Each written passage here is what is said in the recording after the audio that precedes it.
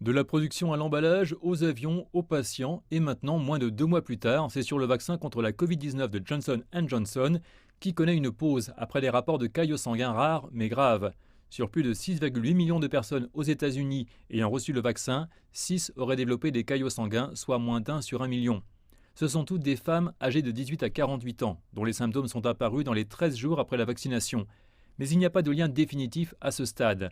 Les CDC et la Food and Drug Administration déclarent qu'un groupe de CDC dira passer en revue ces cas et évaluer leur importance potentielle.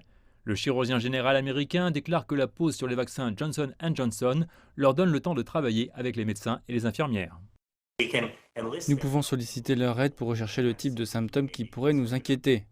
Les personnes souffrant de maux de tête sévères, de douleurs abdominales, de douleurs aux jambes ou d'essoufflement, qui ont reçu le vaccin au cours des 3 dernières semaines, doivent contacter leur médecin, indiquent les CDC.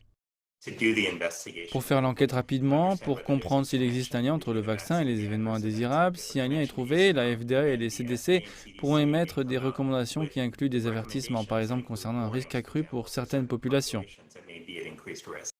Mais c'est ce que les experts en vaccination des CDC doivent encore comprendre. Ils devraient voter sur les recommandations mises à jour sur le vaccin d'ici la fin de la journée.